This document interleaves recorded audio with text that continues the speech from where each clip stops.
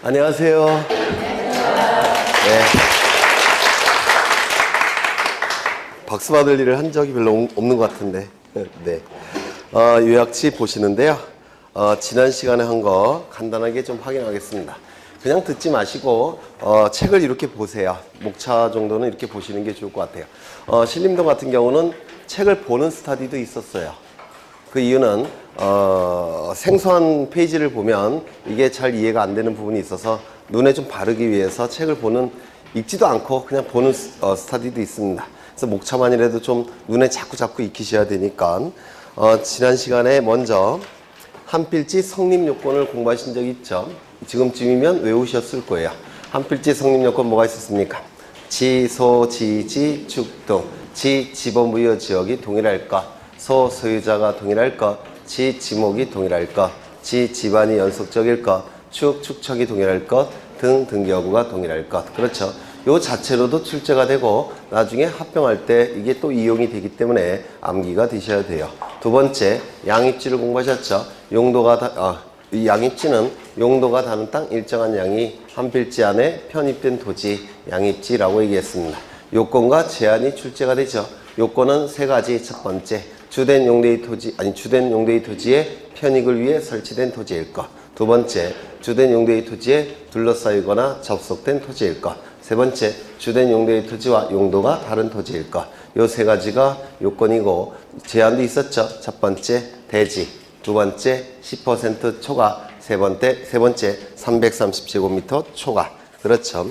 그 다음에 지번이 공부되셨는데 지번은 각종 토지 이동에 있어서 지번 부여 방법을 좀 꼭 기억해 두셔야 돼요. 첫 번째, 신규 등록과 등록 전환은 같은 방법으로 지번을 부여했죠. 이 지번을 부여할 때는 연속성이 유지가 돼야 되니까 어떻게 부여했습니까? 원칙은 인접토지 본번에 부번을 붙여서 지번을 부여했습니다. 이게 그림이 떠오르시면 되는데 인접토지 본번에 부번을 붙여서 지번을 부여했고 예외적으로 그 지번 부여 지역의 최종 본번에 다음 순번으로 본번을 부여하는 경우가 세 가지가 있었죠. 첫 번째, 최종 지번 토지에 인접한 경우. 두 번째, 멀리 떨어진 경우. 세 번째, 여러 필지인 경우. 이 세 가지 경우에는 그 지번 부여 지역의 최종 본번에 다음 순번으로 뭘 부여했습니까? 본번을 부여했죠. 그 다음에 분할의 경우, 한 필지를 두 필지로 나눠서 지적공부에 등록하는 것을 분할이라고 불렀는데 분할은 한 필지는 분할 전 지번을 부여하고 나머지는 본번에 최종 부번에 다음 순번으로 부번을 부여했죠. 다만 건축물이 있는 경우에는 건축물이 있는 토지에 분할 전 지번을 부여하고 나머지는 본번에 최종 부번에 다음 순번으로 부번을 부여했습니다. 합병은 가장 선순위 지번을 합병의 지번으로 부여했죠. 다만 이 선순위를 판단하는 기준은 본번 중에서 선순위를 판단하는 거죠. 다만 본번만으로 구성된 지번이 있을 때는 그 본번만으로 된 지번 중에서 선순위 지번을 합병의 지번으로 부여를 했습니다. 가장 어려운 것은 지적 확정 측량 실시 지역의 지번 부여 방법이었죠. 이 지적 확정 측량 실시 지역의 지번 부여 방법은 첫 번째, 지적 확정 측량 실시 지역의 지번 중에서 어떠한 번호를 선택했습니까? 본번을 선택했죠. 본번. 두 번째, 그 본번 중에서 제외되는 것이 두 가지가 있었는데 첫 번째, 경계에 걸친 지번. 두 번째, 본번과 부번이 떨어지는 것을 방지하기 위해서 그 지적 확정 측량 실시 지역 안에 있는 지번 중에서 지적 확정 측량 실시 지역 바깥에 있는 본번이 같은 지번은 제외를 했습니다. 얼핏 기억나십니까? 네, 얼핏. 다만 예외적으로 부여할 수 있는 지번의 개수가 부여해야 될 지번의 개수보다 그 숫자가 적은 경우 그때는 두 가지 방법을 사용했죠. 첫 번째, 블록을 정해서 본번을 부여한 후 필지별로 부번을 부여하든지 아니면 그 지번 부여 지역의 최종 본번에 다음 순번으로 본번을 부여했습니다. 기억나십니까? 그렇죠. 그 다음에 지목을 공부한 적이 있는데 지목은 다만이라는 단서 규정을 반드시 기억하셔야 돼요. 다만이라는 단서 규정. 책에 다만이라는 문구가 나오면 무조건 출제된다 이렇게 생각을 하셔야 된다고 했습니다. 지번은 주된 용도에 따라서 28개로 구분했죠.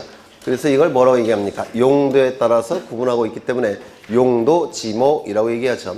토지의 성질에 따라서 구분한다면 뭐라고 얘기합니까?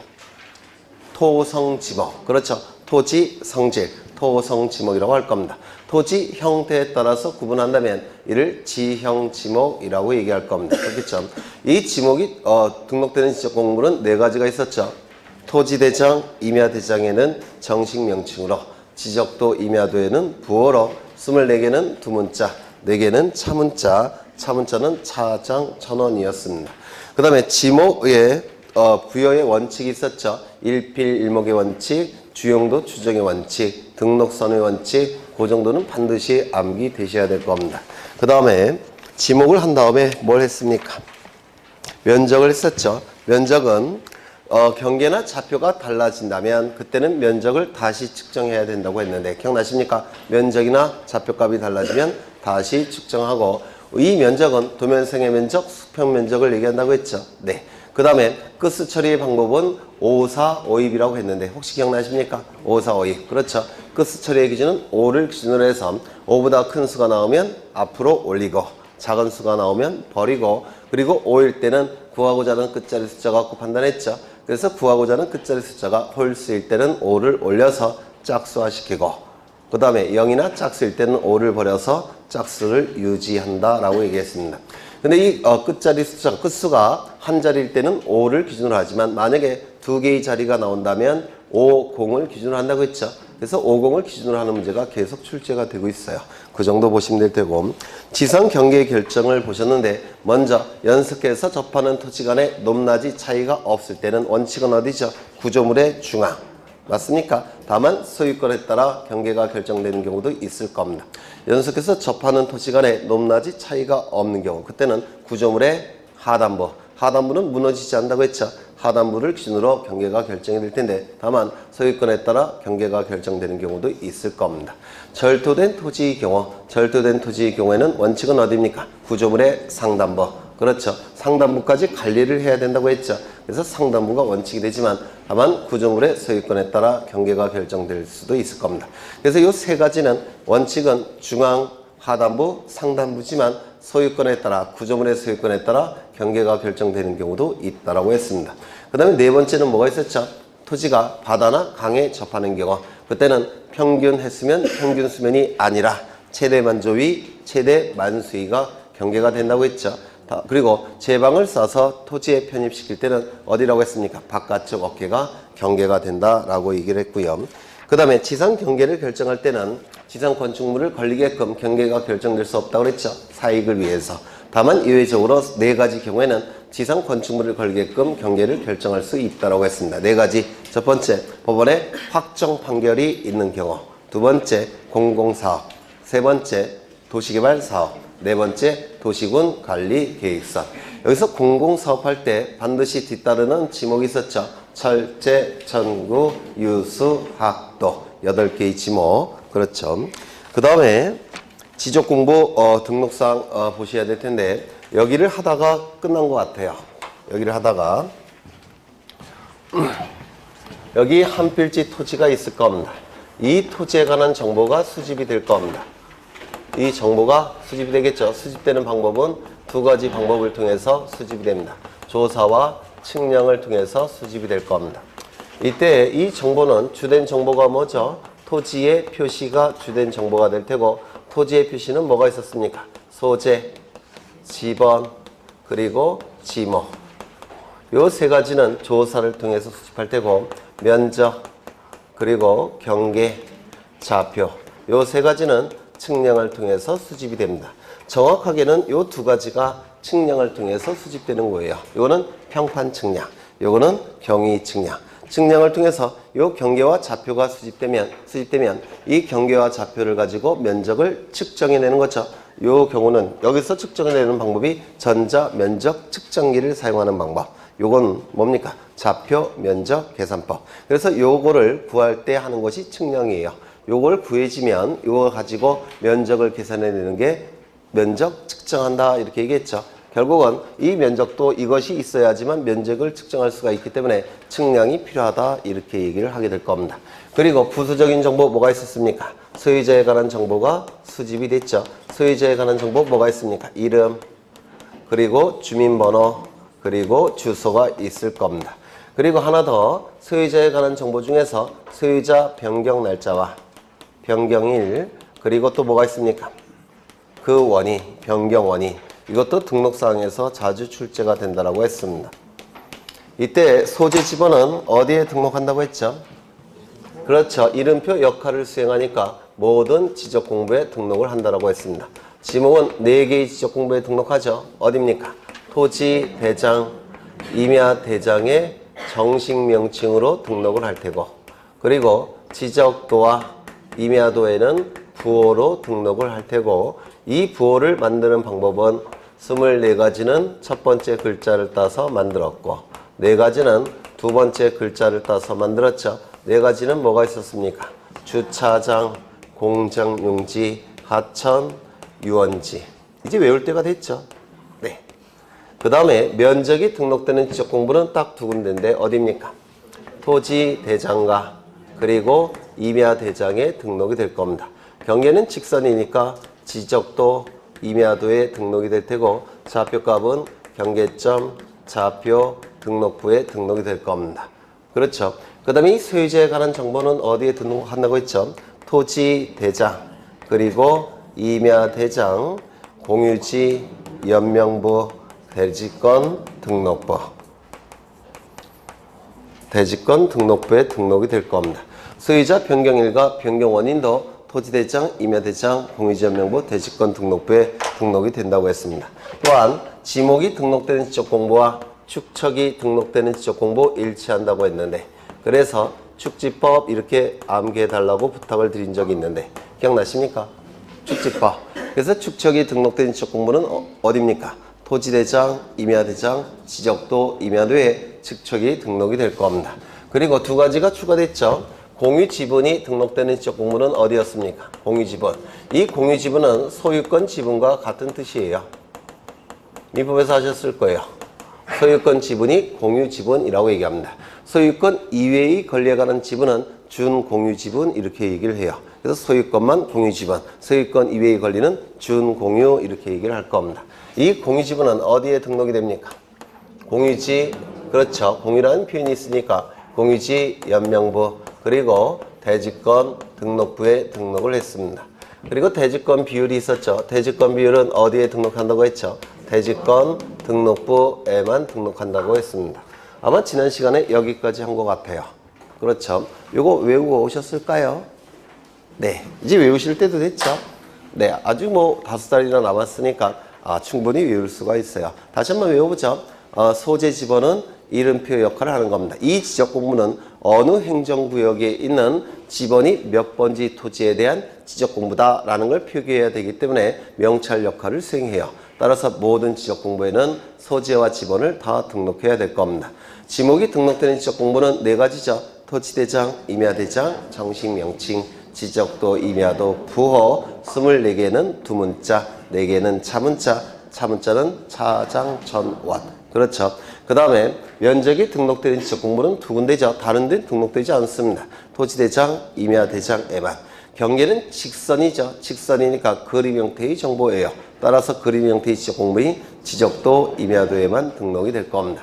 좌표값은 좌표 등록부에만 등록이 되겠죠. 축척과 지목은 같은 지적 공부에 등록하니까 토지대장, 임야대장, 지적도, 임야도에 축척이 등록이 될 겁니다. 소유자에 관한 정보는 맨 위에 4개. 토대, 임대, 공유지연명부, 대지권 등록부.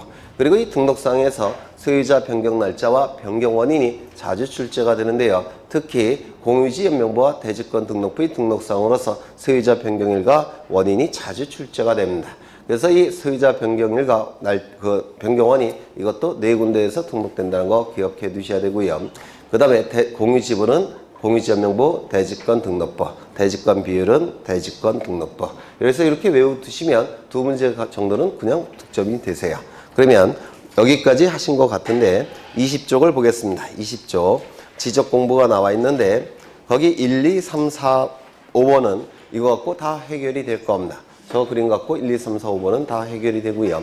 그 다음에 그 밑에 6번을 보시는데 6번 여기부터 하는 게 맞는 것 같아요. 맞죠? 네. 먼저 토지의 고유번호라고 되어 있는데 이 고유번호는 사람에게 주민번호가 부여되어 있는 것처럼 토지에게도 고유번호가 부여되어 있죠. 이 고유번호는 첫 번째 19자리 숫자로 구성되어 있다 이렇게 얘기를 할 겁니다. 그래서 19자리 숫자가 나올 텐데요. 앞에 10자리가 나옵니다. 하나, 둘, 셋, 넷, 다, 여. 7, 8, 9, 10. 그 다음에 5자리가 나와요. 셋, 넷, 다섯. 그 다음에 4자리가 나올 겁니다. 이렇게 19자리 숫자로 구성된 번호가 고유번호라고 얘기할 겁니다. 사람은 주민번호가 13자리죠. 토지 고유번호는 19자리예요. 여기 맨 앞에는 이 토지가 어느 시도에 존재하고 있는 토지인지를 알려주는 시도의 코드 번호가 기록이 됩니다. 그 다음에 세 자리는 뭐라고 했죠? 시, 군, 구의 코드 번호. 이 토지가 어느 시군구에 존재하는지를 알 수가 있습니다. 그 다음에 세 자리는 읍면동. 그렇죠. 정확하게는 요 두 자리가 읍면동인데 그냥 편의를 위해서 이렇게 해도 돼요. 읍면동. 마지막은 리. 그래서 어느 토지가 어느 읍면동에 어느 리에 있는 토지인지를 알 수가 있습니다. 그래서 맨 앞에 있는 10자리는 이 토지가 어느 지역에 있는지 소재지를 알 수 있습니다. 즉 행정구역을 알 수가 있다는 겁니다. 맨 앞에 10자리를 가지고.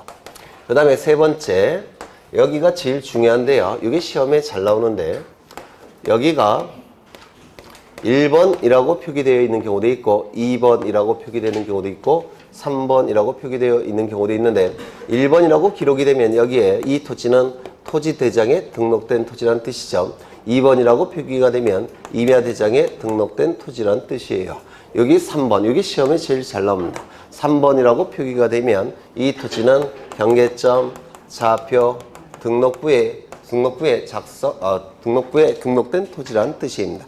이걸 시험에 자주 물어봐요. 이 토지대장과 세트를 이루는 도면이 뭐죠? 지적도. 임야대장과 세트를 이루는 도면이 뭡니까? 임야도. 그리고 이 좌표 등록부는 좌표값 위주로 공시가 되어 있기 때문에 다른 정보는 좌표 등록부 갖고 공시하기가 힘들어요. 그래서 다른 정보도 공시해야 되니까 경계점 좌표 등록부가 비치되었다는 얘기는 토지대장도 같이 작성 비치하고 지적도도 같이 작성 비치합니다.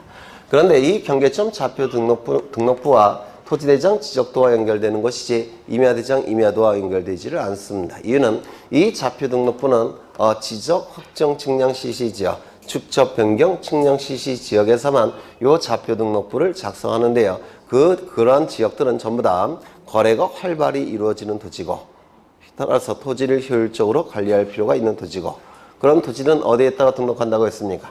토지대장 지역도. 요거와 연결이 되는 것이지 임야대장 임야도와 연결된다면 그건 틀린 지문이 됩니다. 요거 좀 기억해 두셔야 될 거예요.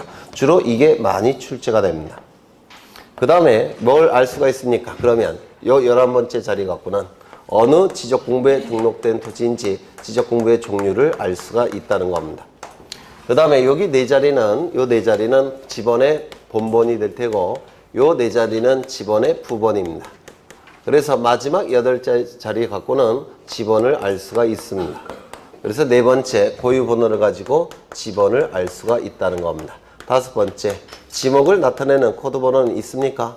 없다 이렇게 얘기를 할 겁니다. 여섯 번째, 이 고유번호는 이러한 많은 정보를 공시하고 있기 때문에 모든 지적공부에 등록됨이 원칙이죠. 다만 물리적으로 등록될 수 없는 지적공부가 두 개가 있었죠. 뭐가 있었습니까? 지적도와 임야도에는 등록이 불가능합니다. 왜냐하면 여기 도면이 이렇게 한 장 있을 때 이 안에는 굉장히 많은 토지들이 등록된 상태입니다. 이렇게.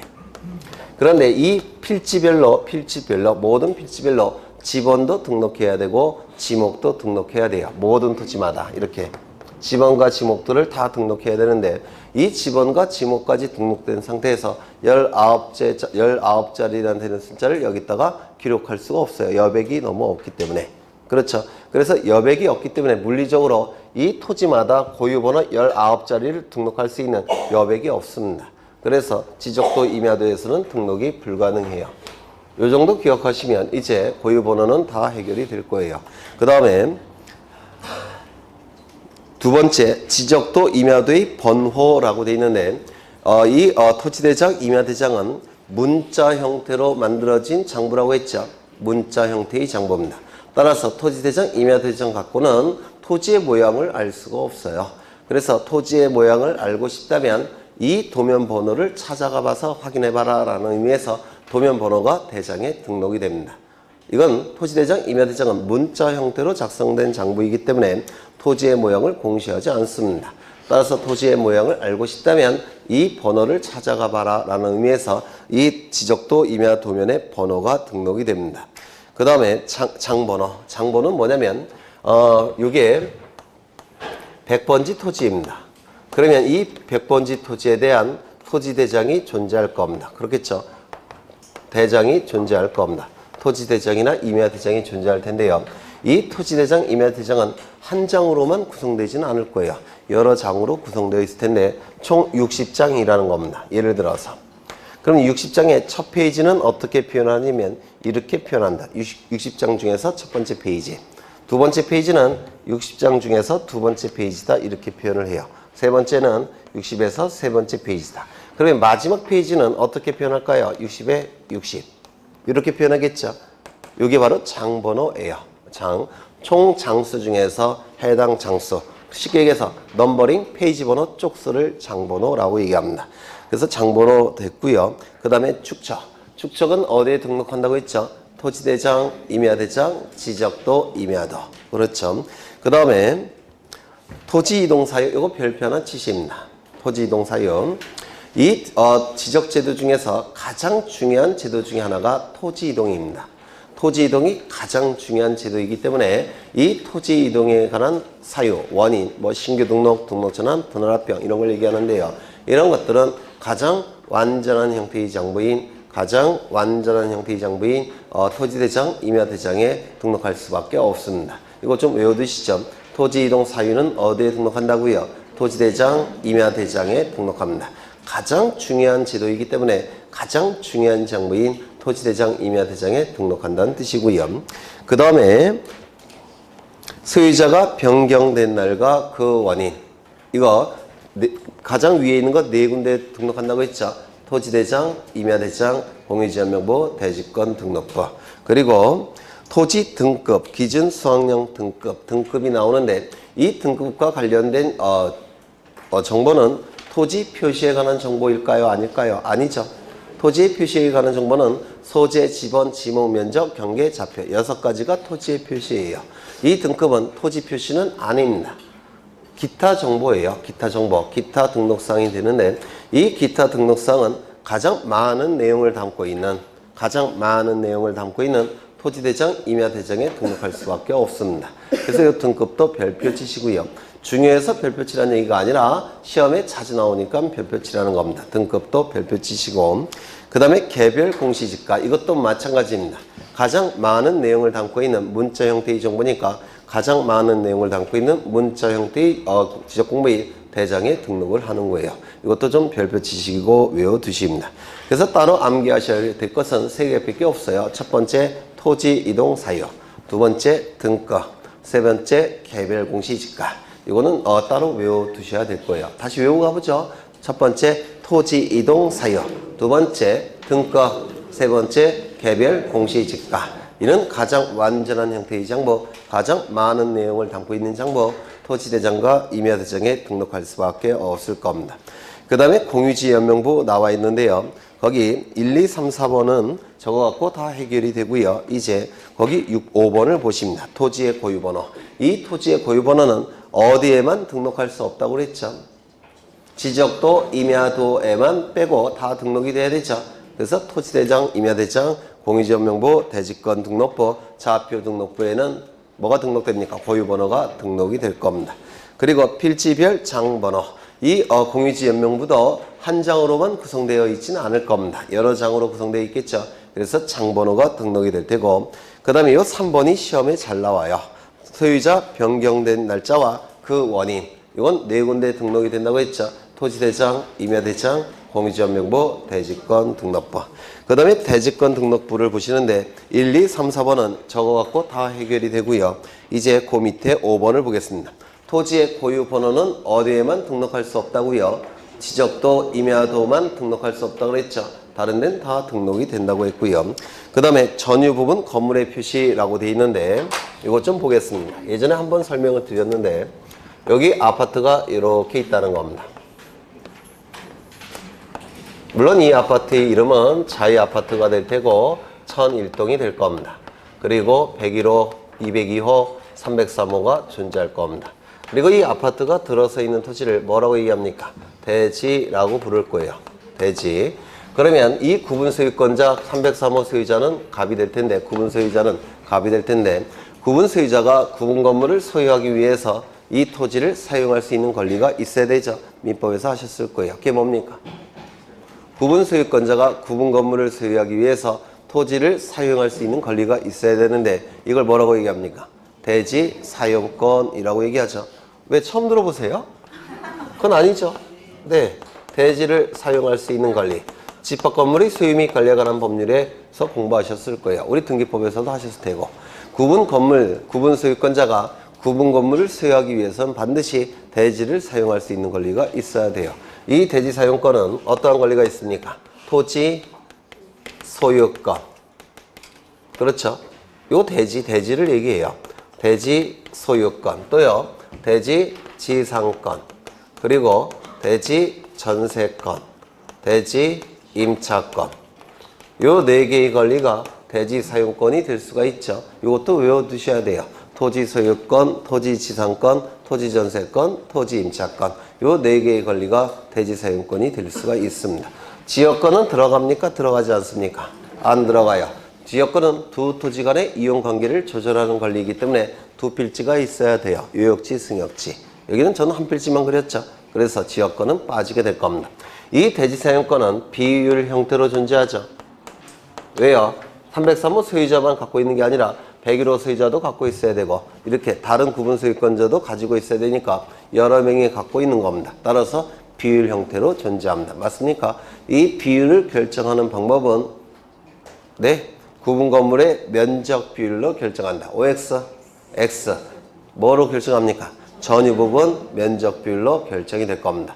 그래서 이 전유 부분의 면적이 다 똑같다고 한다면 갑이 가지고 있는 그 비율은 얼마가 되겠습니까? 9분의 1을 가지게 될 겁니다. 그러면 이런 대지 사용권은 어디에 등기가 되는 겁니까? 등기는 네, 토지 등기부에 등기가 돼야 되죠. 토지 등기부 표제부 갑구 여기에 등기가 될 겁니다. 대지 사용권이 소유권일 때는 어디에 등기가 됩니까? 갑구에. 소유권 이외의 권리일 때는 월구에 등기가 될 겁니다. 이런 대지 사용권이 건물 등기부 표제부 하단부에 기록이 되면 그때는 대지 사용권이라는 이름을 버리고 대지권이라는 이름으로 바뀐다고 했죠. 기억나십니까? 이 대지 사용권이 건물 등기부 표제부 하단부에 기록이 되면 대지 사용권이라는 이름은 버리고 대지권이라는 이름으로 바뀐다고 했습니다. 기억나십니까? 그렇죠. 그래서 건물 등기부에 등기가 되면 이제 대지 사용권이 뭐로 바뀐다고요? 대지권이라는 이름으로 바뀌게 됩니다. 그러면 이 대지권, 이건 전부 다 대지권이 될 수가 있죠. 그렇죠. 대지 사용권이 될 수 있는 권리니까 대지권이 될 수 있는 권리가 될 겁니다. 이 대지권 비율은 어디에 등록될 수밖에 없어요.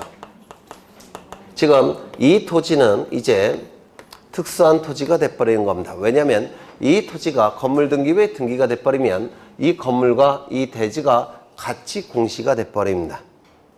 이거 기억나실까요? 같이 공시가 되니까 건물과 토지가 같이 공시가 돼요. 건물 등기부에서. 따라서 이 토지는 특수한 토지가 돼버리고 특수한 토지이기 때문에 우리 지적 공부 중에서도 여기에 대한 정보를 수집 등록하려는 공부를 만들게 됩니다. 그게 뭡니까? 대지권 등록부. 그렇죠. 그럼 이 대지권 비율은 어디에 등록될 수밖에 없습니까? 대지권 등록부에 등록될 수밖에 없습니다. 이거 이해가 되실까요? 이때 이 토지권이 소유권일 때는, 아니, 이 대지권이 토지 소유권일 때는 이건 뭐가 되는 겁니까? 이게 공유지분이 되죠. 그렇지 않습니까? 대지권이 소유권일 때는 갑이 9분지 1을 갖고 있는 거죠. 소유권의 9분지 1. 이게 뭡니까? 공유지분. 그래서 이 공유지분은 어디에도 등록할 수밖에 없습니까? 대지권 등록부에도 등록될 수밖에 없습니다. 그래서 이 공유지분이 등록되는 지적 공부는 두 군데예요. 어디입니까? 공유지연명부와 대지권 등록부. 이 두 군데에 이게 등록이 돼요. 공유지분은. 이거 이해가 되실까요? 그 다음에 대지권 비율은 어디에만 등록될까요? 대지권 등록부에만. 그렇죠. 그러면 두 번째 전유 부분의 건물의 표시라고 되어 있는데 이 전유 부분의 건물의 표시에는 전유 부분의 면적도 있죠. 맞습니까? 전유 부분의 건물의 표시 안에는 전유 부분의 면적이 있을 겁니다.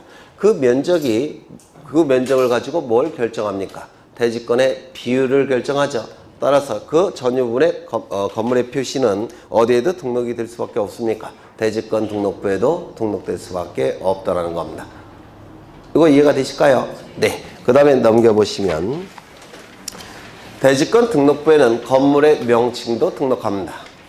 그렇겠죠? 건물의 명칭 이 경우는 뭘 등록하겠습니까? 자이 아파트 요걸 등록해야 될 거예요. 왜냐하면 대지권이라는 이름이 사용됐다는 얘기는 이 전유 부분과 대지권이 이 건물 등기부에서 같이 공시된다고 했죠. 그래서 이 건물의 명칭도 등록할 수밖에 없습니다. 그 다음에 장번호는 아까 설명을 드렸고요. 소유자 변경된 날과 그 원인, 공유지연명부 대지권 등록부에서 자주 출제가 된다고 했죠. 그리고 소유권 지분, 공유지분 이것 어디에 등록한다고요? 공유지연명부 대지권 등록부에 등록이 된다고 했습니다. 그 다음에 도면이 나오는데 도면 거기 2번에 도면에 축척이 나와 있는데 지적도는 7개의 축척을 모두 다 사용합니다. 우리 공간정보법에서 인정하는 축척은 딱 7개예요. 다른 축척은 쓸 수가 없습니다. 100분의 1이 500분의 1보다 더 정확하니까 100분의 1을 쓰면 되지 않느냐? 안 돼요. 무조건 7개의 축척만 쓸 수가 있어요. 요 7개의 축척 암기하셔야 되죠. 500분의 1, 600분의 1, 1000분의 1, 1200분의 1, 2400분의 1, 3000분의 1, 6000분의 1 7개의 축척이 공간정보법에서 인정되는데 지적도는 요 7개의 축척을 모두 다 사용이 가능합니다. 다만 이면도는 2개의 축척만 사용이 가능해요. 3000분의 1, 6000분의 1 좌표 등록부가 작성 비치된 토지는 보통 500분의 1과 1000분의 1을 많이 사용합니다. 좌표 등록부 작성 지역은 500분의 1, 1000분의 1을 많이 사용하는데 시도지사의 승인을 얻어서 6000분의 1까지도 사용이 가능하다라고 얘기합니다. 그건 나중에 문제 풀이할 때 보실 테고 도면에 복사가 나오는데 1, 2번은 그냥 구색을 갖추기 위해서 넣은 거고 시험에 나오는 건 세 번째예요. 세 번째 하나 기억해 두시면 될 테고요. 그 다음 세 번째 신청 당시 목적 이외의 용도로는 사용할 수 없다. 이거 하나 기억해 두시면 될 테고요. 등록사항 1, 2, 3, 4번은 다 적어갖고 해결이 될 테고 이제 5번을 보실 텐데 5번 지적도면의 색인도를 좀 보겠습니다. 색인도는 도면을 찾는 나침반 역할을 수행합니다. 색인도는 도면을 찾는 나침반 역할을 수행하는데 이게 도면입니다. 지적도라고 예를 들겠습니다. 도면 좌측 상단부에 십자가 모양의 그림이 하나 그려져 있습니다. 이걸 색인도라고 불러요. 색인도. 그리고 여기에는 검은색으로 숫자가 하나 기록되어 있는데 예를 들어서 8번 이렇게 기록되어 있다고 보겠습니다. 그리고 이 색인도 옆에는 공공시, 공공동, 지적도 이런 표현이 있습니다. 공공시, 공공동, 지적도. 여기서 동은 뭘 얘기할까요? 지번부여 지역을 얘기하겠죠. 그렇죠. 도시지역은 동이 지번부여 지역이고 농촌지역은 리가 지번부여 지역이다 이렇게 얘기를 할 겁니다. 그래서 공공시에 있는 공공동이라는 지번부여 지역의 지적도다. 이걸 제명이라고 부릅니다. 제명. 이름이란 뜻입니다. 도면의 제명이라고 불러요. 공공시, 공공동이라는 지적도다. 이게 제명이라고 부르고요. 이 지적도에 좌표 등록부까지 같이 작성 비치되어 있는 경우에는 제명 옆에 좌표라고 표기합니다. 도면도 있고 좌표 등록부도 있을 때는 제명 옆에 좌표라고 표기해요. 그래서 여기에 좌표라고 표기가 이루어지면 도면뿐만 아니라 뭐도 있다는 뜻입니까? 경계점, 좌표, 등록부도 같이 있다는 뜻입니다. 이거 기억해 두셔야 돼요. 만약에 좌표 등록부가 없다면 제명 옆에 좌표라고 표기할까요? 안 할까요? 안 할 겁니다. 이거 이해가 되실까요? 그렇죠. 그 다음에 이 지번부여 지역 이건 이런 지번부여 지역 안에 있는 도면인데요. 이 안에는 여러 장의 도면이 있겠죠. 이렇게 여러 장의 도면 중에 하나입니다. 요게 이 지번부여 지역은 도면이 몇 장 있습니까? 하나, 둘, 셋, 넷, 다, 여, 일곱, 여덟, 아홉, 열, 열하, 열둘. 뭐 이렇게 하면 몇 개가 있을까요? 15개가 있겠죠. 그렇죠. 그래서 이 지번부여 지역 안에는 지적도가 총 15장이 있습니다. 15장. 15장이 있는 지번부여 지역이에요.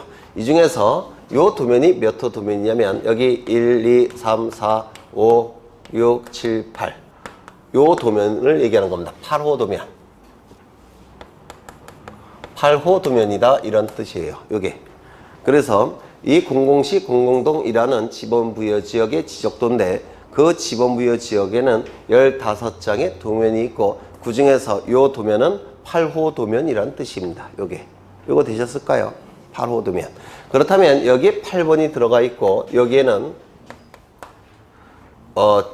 7, 8, 9, 10, 11, 12, 13, 14, 15 이렇게 돼 있을 텐데요.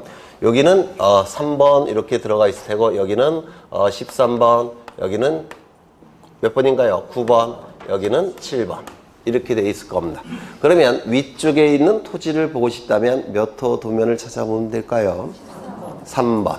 왼쪽에 있는 토지를 보고 싶다면 몇 호 도면을 찾아보면 될까요? 9번. 오른쪽은요 7번, 아래쪽은 13호 도면을 찾아보면 됩니다. 그래서 이 색인도는 도면을 찾는 그 지번부여 지역에서 도면을 찾는 나침반 역할을 수행합니다. 이거 되셨을까요? 색인도는 도면을 찾는 나침반 역할을 수행해요. 그 다음에 이 선을 뭐라고 부르냐면 도면의 외곽을 구성하는 선이라고 해서 도각선이라고 부릅니다. 도면의 외곽을 구성하는 선 도각선이라고 부르고요. 그 다음에 여기에 숫자들이 있습니다. 여기에 숫자들이 있는데 이는 도각선에 붙어있는 숫자라고 해서 도각선 수치라고 부릅니다. 여기에 숫자들은 도각선에 붙어있는 숫자라고 해서 도각선 수치라고 부르는데 이 도각선 수치는 보정된 원점으로부터의 거리를 의미합니다. 보정된 원점으로부터의 거리를 도각선 수치라고 불러요. 이 도각선 수치도 우리 시험에 출제가 될 수가 있는데 예를 든다면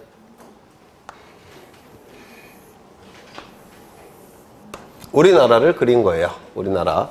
점점 그림이 이상해지는 것 같기도 하고, 네, 우리나라를 그린 건데요. 여기 측량을 할 때는 측량 기구를 설치하는 점이 필요해요. 이걸 기준점이라고 얘기할 겁니다. 그렇죠? 지적삼각점, 지적삼각 보조점, 지적삼각점, 지적삼각 보조점, 또 지적도근점 이런 게 있죠. 있습니까? 없습니까? 있죠. 그런 걸 기준점이라고 부르는데요. 기준점 중에서도 가장 근원이 되는 기준점이 있습니다. 그걸 원점이라고 불러요. 기준점 중에서도 가장 근원이 되는 기준점, 이를 원점이라고 부르는데 이 원점은 여기 있습니다. 여기 있습니다. 이게 뭐냐면 수원시 영통구 원천동 국토지리원 안에 원점이라는 근원이 되는 기준점이 있어요. 원점. 여기 원점이니까 여기가 0,0이 돼야 돼요. 0,0. 그러면 이제 여기가 X축. 그 다음에 여기가 Y축. 그러면 좌표값들이, 토지의 좌표값들이 나올 텐데요. 여기가 원점이에요. 수원시 영통구 원천동 국토지리원 안에 이 원점이 있습니다. 그러면 이쪽 토지는 좌표값이 어떻게 나올까요? 마이너스가 나옵니다. 맞습니까? 그런데 마이너스로 구성된 좌표값을 혹시 보신 적 있습니까? 없어요. 좌표값은 무조건 플러스가 나와야 돼요. 그렇죠? 그래서 이 원점을 이동시켜야 됩니다. 왜? 좌표값을 플러스로 만들기 위해서. 그걸 보정된 원점이라고 불러요. 보정된 원점이라고 부르는데요. 왼쪽으로 얼마큼 이동시키냐면 20만 미터 왼쪽으로 이동시킵니다. 20만 미터. 20만 미터 왼쪽으로 이동시키고요. 그 다음에 아래쪽으로도 이동시켜야 되겠죠? 아래쪽으로도 이동시켜야 됩니다. 이렇게. 이건 얼마큼 이동시켰냐면 50만 미터 이동시킨 겁니다. 아래쪽으로. 그러면 새로운 원점이 나타납니다. 이게 바로 보정된 원점이라고 불러요. 그렇다면 우리나라에 있는 모든 토지는 좌표값이 이제 뭐가 되겠습니까? 플러스 값이 될 겁니다. 그렇겠죠? 그러면 여기서 요 토지, 요게 지적도라는 겁니다. 그러면 요 지적도까지 원점으로부터의 거리가 바로 도각선 수치예요. 요 보정된 원점으로부터의 거리가. 그럼 이 도각선 수치 갖고 무엇을 구해낼 수가 있냐면 이 도면이 포용하고 있는 토지의 면적을 구해낼 수가 있어요. 이 도면이 포용하는 토지의 면적, 이걸 도각선 수치 갖고 구해낼 수가 있는데 예를 들겠습니다. 요게 도면입니다. 도면인데 여기가 3,500, 그 다음에 여기가 3,000. 도각선 수치가 이렇게 기록되어 있어요. 이게 뭐라고요? 보정된 원점으로부터의 거리를 얘기합니다. 그 다음에 여기는 얼마로 할까? 4,500, 5,500. 예를 든 겁니다. 그 다음에 여기는 3,000. 3,000 하면 이상하니까 3,500.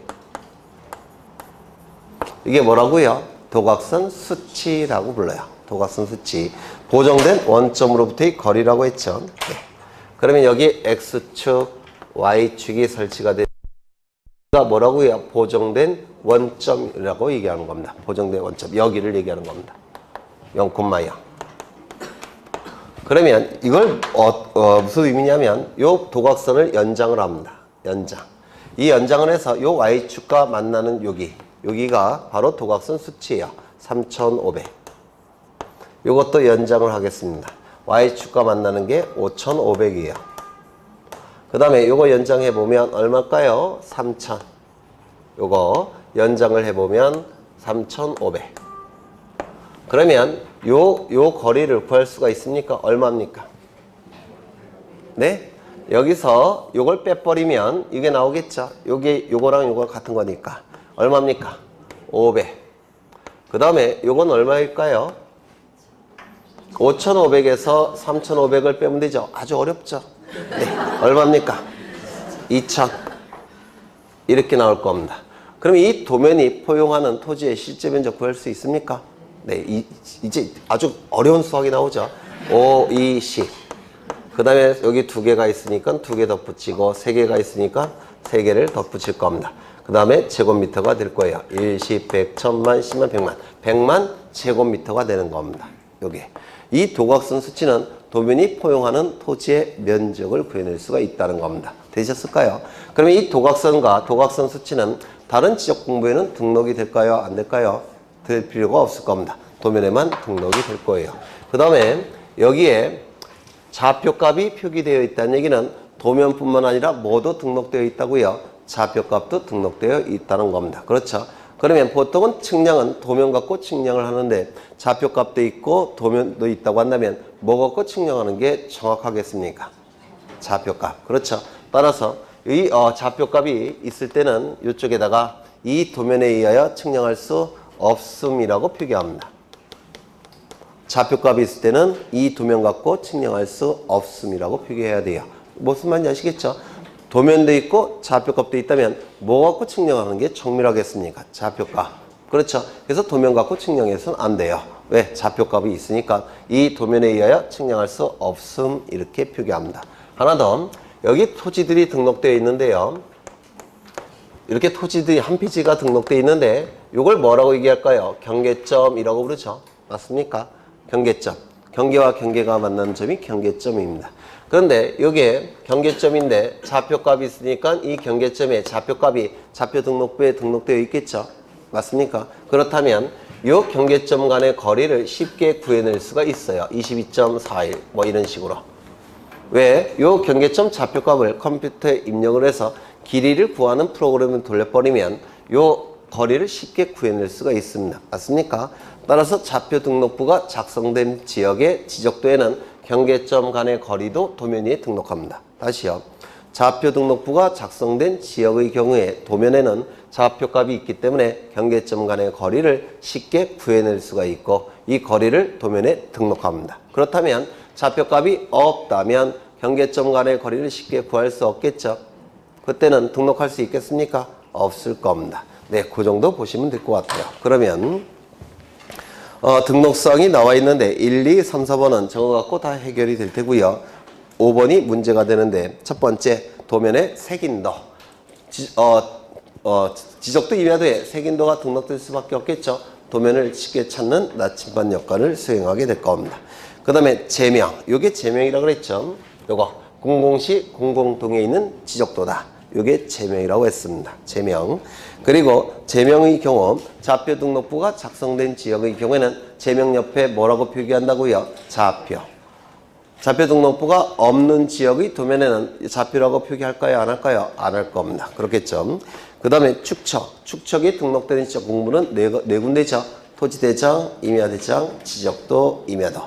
좌표에 의하여 계산된 경계점 간의 거리도 도면에 등록하죠. 다만 가로 안이 대단히 중요합니다. 좌표 등록부를 갖춰두는 지역으로 한정한다. 이것도 자주 출제가 됐으니까 기억하셔야 되고, 그 다음에 5번, 6번 별표 지시입니다. 5번, 6번. 위치. 건축물 및 구조물의 위치. 삼각점 및 지적 기준점의 위치. 위치를 말로 표현하는 것이 이해가 쉬울까요? 그림으로 표현하는 것이 이해가 쉬울까요? 그림이겠죠. 따라서 위치는 도면에 등록이 됩니다. 위치.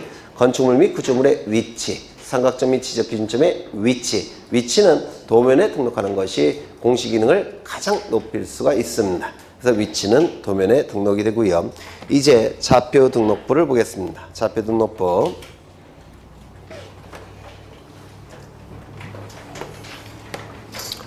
토지가 이렇게 존재합니다. 토지가 이렇게 존재하는데요.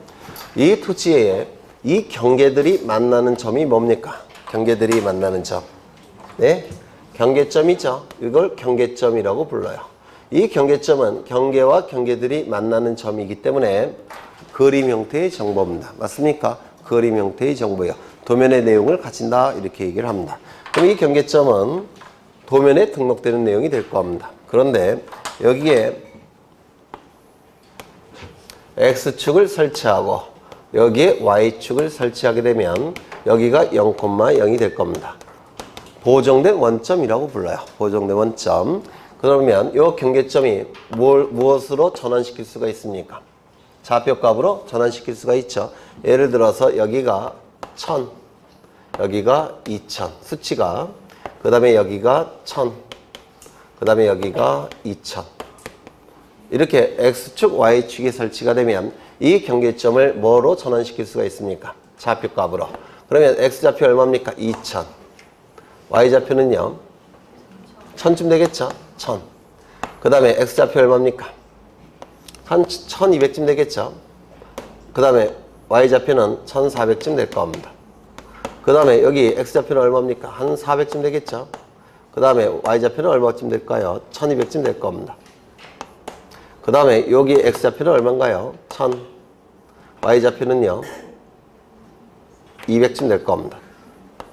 이렇게 그림으로 표현되는 정보가 X축과 Y축을 설치하게 되면 숫자 형태의 좌표로 이게 전환시킬 수가 있습니다. 이 좌표값을 등록한 장부가 뭐라는 겁니까? 경계점 좌표 등록부예요. 이때 이 경계점과 좌표값을 특정하기 위해서 숫자 형태로 부호를 부여합니다. 숫자 형태로 부호를 부여해요. 이렇게 경계점 좌표값을 특정하기 위해서 숫자 형태로 부호가 부여됩니다. 그러면 이제 표가 하나 만들어질 겁니다. 이렇게 표가 만들어질 거예요. 여기는 X좌표, Y좌표. 그리고 좌표값을 특정하기 위해서 숫자 형태로 부호가 부여되어 있다고 했죠. 그래서 부호가 이렇게 그려질 겁니다. 표기가 될 겁니다. 그러면 1번 부호의 좌표값은 얼마입니까? 2000, 1000. 2번 부호는요, 1200, 1400. 3번 부호는요, 400, 1200. 4번은 1000, 그 다음에 200. 200 맞나? 네, 200. 이렇게 좌표값이 등록이 될 거예요. 이러한 내용으로 구성된 장부가 뭐냐면 경계점 좌표 등록부라고 부르고요. 그 다음에 이 숫자를 뭐라고 부르냐면 숫자 형태로 부호가 부여가 된 겁니다. 그래서 부호라고 부릅니다. 경계점을 특정하기 위해서 숫자 형태로 부호가 부여됐기 때문에 부호라고 부르고, 이 그림 자체를 뭐라고 부르냐면 부호로 구성된 그림이라고 해서 부호도라고 부릅니다. 부호도. 부호로 구성된 그림. 그래서 이 좌표값 가지고는 공시 기능이 약하기 때문에 대략적인 토지의 모양을 그려 놓습니다. 이걸 부호도라고 불러요. 근데 이건 어디까지나 정밀하게 그린 건 아니고요. 경계점을 특정하기 위해서 대략적으로 그린 겁니다. 대략적으로. 그러면 보겠습니다. 등록사항이 나와 있는데 거기서 2번 한번 볼까요? 2번에 보시면 2번의 두 줄을 보시면 의에서 등록사항은 도면에 등록하는 경계점의 위치를 평면, 직각, 종횡선 수치로 표시하여 평면, 직각, 종횡선 수치 이건 좌표를 얘기하는 겁니다. 좌표값. 여기 보시면 이건 평면입니까? 평면이죠. 평면이고 요 좌표값을 보시면 X축 이렇게 그려지고 Y축 이렇게 그려진 게 요게 좌표값이죠. 맞습니까? 평면, 직각, 종선, 횡선을 수치로 표현한 겁니다. 다시요. 평면, 직각, 종선, 횡선의 수치를 숫자로 표현한 게 바로 평면, 종횡선 수치라고 얘기하는데요. 쉽게 얘기해서 좌표값을 얘기하는 겁니다. 좌표값. 그 다음에 3번을 보시면 좌표로 표시한다 이렇게 돼 있죠. 네, 도면은 도면으로 표시하는데 좌표 등록부는 좌표로 표시한다 이렇게 돼 있고요. 그 다음에 4번을 보시면 장단점이 나와 있는데 이건 좀 기억해 두셔야 돼요. 장단점 넘겨보시면 등록사항이 나올 텐데요. 1, 2, 3번은 이거 갖고 다 해결이 될 테고요. 그 다음에 4번을 보시는데 토지의 고유번호는 어디에만 등록할 수 없다고요? 네? 지적도 임야도에만 등록하지 못하죠. 좌표 등록부에는 등록이 될 겁니다. 지적 도면에 번호가 나오는데 이 좌표값은 좌표값 위주로 등록되어 있기 때문에 토지의 정밀한 모형을 알 수가 없습니다. 부호도가 있지만 이 부호도는 좌표값을 특정하기 위해서 대략적으로 그린 그림에 불과해요. 토지의 정밀한 모형을 부호도가 공시할 수는 없어요. 따라서 토지의 정밀한 모형을 보고 싶다면 이 도면을 찾아가 봐라 라는 의미에서 도면 번호가 등록이 되는데 조심하셔야 될 것은 이 좌표 등록부는 임야도와 연결이 됩니까? 안 됩니까? 안 된다고 했죠? 지적도와 연결이 되는 겁니다. 따라서 임야 도면의 번호 하면 틀립니다. 지적 도면의 번호라고 해야지만 맞는 지문이 되는 겁니다. 그 다음에 창번호 아까 말씀드렸고 부호 및 부호도 어디에만 등록이 될까요? 좌표 등록부에만 등록이 되겠죠. 맞습니까? 좌표 등록부에만 등록이 되는 내용이 될 겁니다. 그 다음에 경계점 좌표 등록부의 비치라고 되어 있는데 2번을 꼭 기억해 두셔야 되죠. 이 좌표 등록부는 비용이 대단히 많이 듭니다.